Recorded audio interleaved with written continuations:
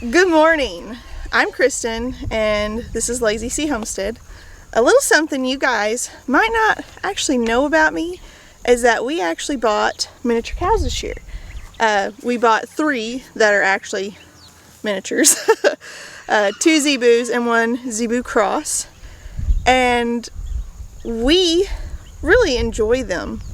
Now, I figured in today's video I would go into a little detail on why we chose miniature cows and what the benefits of owning miniature cows are versus full-size cattle, because we have a couple of them too. So you'll see here behind me I have Guthrie.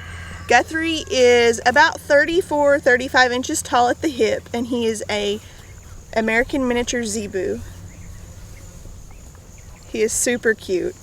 And one of the main reasons why we chose zebus over, say, like Herefords or Angus is because zebus are one of the only 2 naturally occurring miniature breeds out there. Zebus being of Brahma influenced cattle, they have lower birth weight calves that generally have a higher growth rate.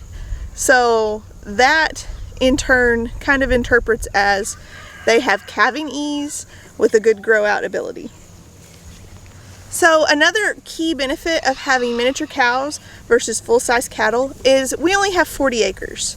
And having only 40 acres means we are very limited on the amount of cattle space that we have. We also have 8.5 horses, which you'll see this little dude right here. He's the half.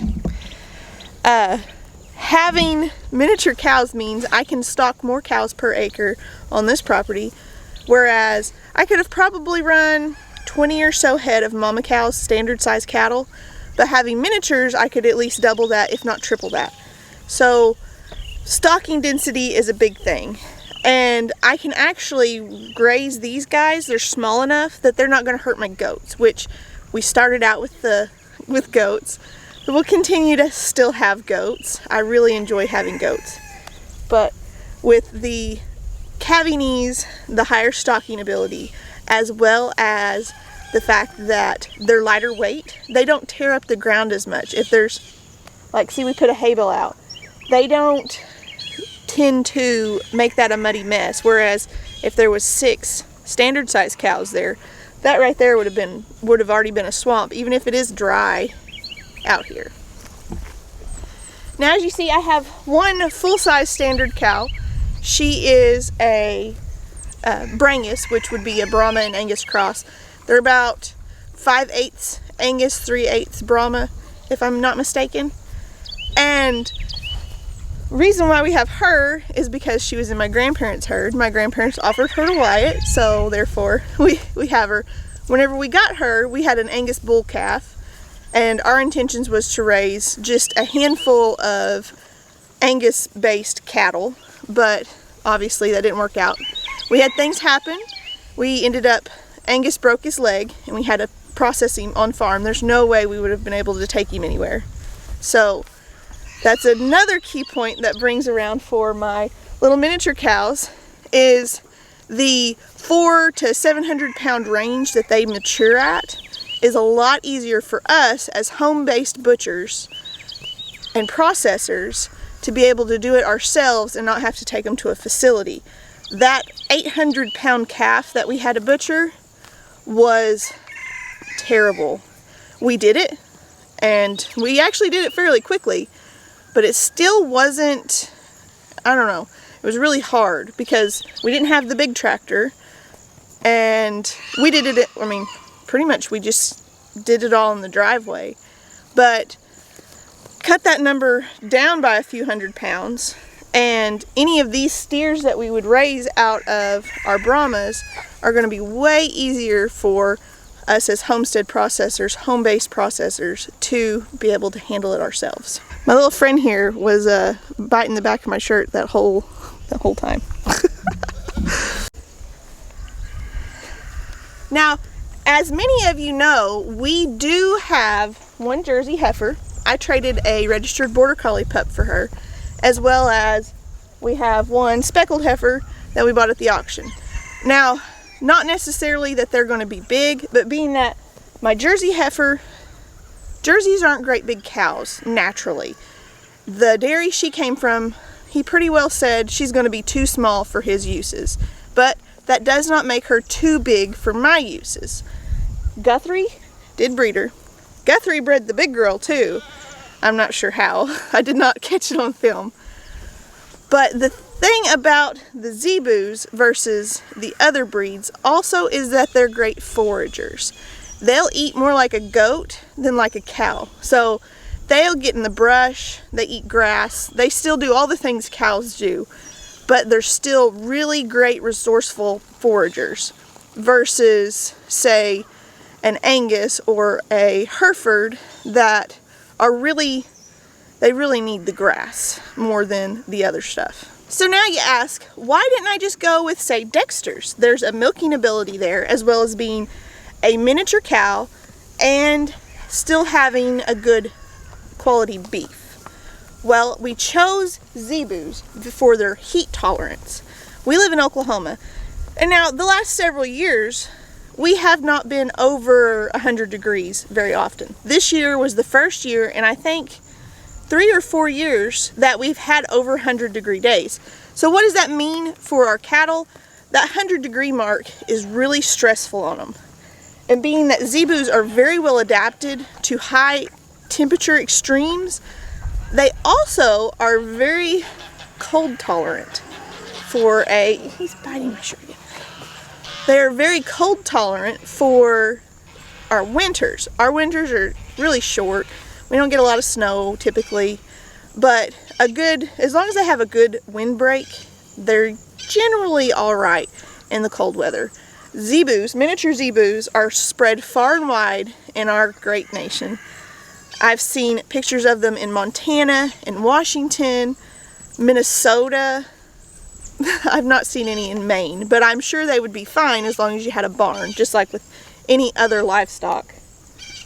Are you a pest today? Smile. Here, smile. Show them how to smile. Smile. Show them. This is Geronimo. This pony was given to Wyatt when he was about 6 months old, and that's the only reason why he's still here, is because he's actually not a bad little pony. So in getting our miniature cows, we made a list. We wanted to look for ones that were actually beef built, because some of them aren't really built like Brahmas anymore. They're a little funny built and they look kind of like barrels. So we found this little guy. His name's Guthrie, and he came from Sooner State Zebus out of Tecumseh, Oklahoma. He is registered and he's absolutely beautiful. We wanted a gray bull, and we would ideally wanted some color speckling, which he does have some on his neck there. His sire is called Nicodemus, and he is absolutely beautiful. They're super gentle, and they tend to turn into kind of big pets. But in choosing him, he has a little bit better bone, he has good feet, and he's really built like a Brahma cow is supposed to be. Brahma cattle are supposed to be built like this. They've got the big hump. He's a little rounder through his girth. Little sloping, he's a little shapy through his hip there, but overall he's really a pretty guy, and he's a very good keeper because he is overweight currently. But that's okay, and they don't get a lot of grain. Now when we bought Rosie, we bought her with Laramie, which is the zebu cow, and she looks like a Coriani, but Corianis are also small breeds. She has some characteristics that's like the zebu, whereas she kind of has a little bit of a hump and how she's overall shaped. We thought she would be a pretty good set for Guthrie whenever she does finally cycle to breed, which they won't cycle till they're at least 18 months, I believe. And by then she's not, I don't think she's grown anymore. Let's be honest. So that brings us to Laramie. Laramie is the gray cow right there in the middle. She's a zebu. She's a grade zebu, so she doesn't have papers or anything. But the neat thing about the zebu registries is if they look enough zebu, you can have them hard shipped into the Zebu registry, which she does look enough Zebu. So she can be registered, as well as her calves can be registered, because Guthrie is registered. And he's registered full blood, which, or purebred, whichever it classifies it as. So his calves could potentially either be half or full blood if I have her registered. She's really a gentle, calm cow, and we got a really good buy on her because she was thin. They had obviously done a lot of work on her and got her healthy before we picked her up, but they only had her and Rosie, so therefore we bought her. We went for Laramie and bought Rosie too, because might as well make a package deal out of it, right? She is bred, and she probably was bred when we bought her. So that would put her as having an early spring calf, which that's fine. We'll just have to keep an eye on it. But yet again, the Zebus tend to have really good birth weights, pretty small birth weights. So they calve out usually on their own. Now, a fun fact about Zebus and Brahmas in general is they generally don't have calves that's too big for their body to pass out. So they have small calves for their size. Even standard, like the great big old Brahmas, they have really small calves. So they can actually give birth and stand right back up, have no problems at all. Whereas with miniature Hereford and miniature Angus, you'll see a lot of calves that are born big, because that is a man-made cross. The miniature Hereford and the miniature Angus are not naturally occurring. Us as people, have bred them down into that small size, so that it's given them quite a lot of issues, as well as having udder issues. They're not generally calving ease, but you can breed. I know a lot of people who breed small bulls, like the Aberdeen Angus, which is a naturally occurring Angus. They're smaller, they're just not tiny miniatures. They will breed an Aberdeen bull onto standard size cows, so that it's called a calving ease bull. Fun fact. So that pretty much brings me full circle on my little tiny cows. I absolutely love the breed. We do intend on adding several full-blood registered heifers this year, or this coming spring. I've already been in contact with a couple breeders, so that's pretty exciting. I would really like to add reds to it, because I think if we bred him to a red cow, that color would be amazing, as well as getting those speckles and things. We're still going to have goats. That's not a problem. I love my goats. I'm down to a really comfortable herd as it is, hand-picked girls. And I may add a couple more this year, as well as maybe trading a few out. But I really am happy with the goats that we have, and I'm really happy with our small cows that we have. Now in the future, we really hope to have Wyatt showing these guys, maybe in a couple years when we have a good set of registered heifers. They are actually at the National Western Stock Show. They have a miniature Zebu show, which is really awesome.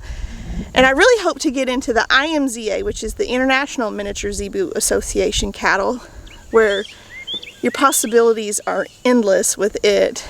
There's so many more animals that are available, and generally they're at the best quality ever, which I can have Guthrie registered in the IMZA also. I may go ahead and do that.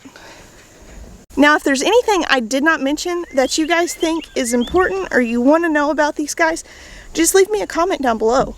I really love what we've gotten into this year. I really love my miniature cows, as well as all of my other animals on the farm.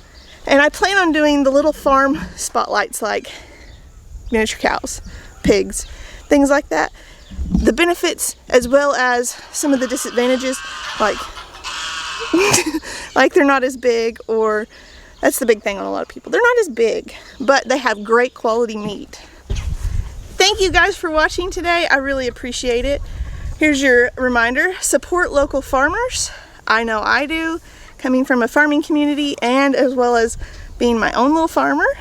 I really appreciate the support that people get, whether you're just watching the videos or you're buying merchandise or things like that.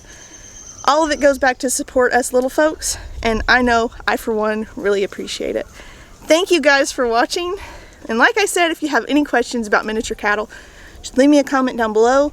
I'll be happy to answer anything that you ask to the best of my abilities. Thank you guys. We'll see you soon. God bless.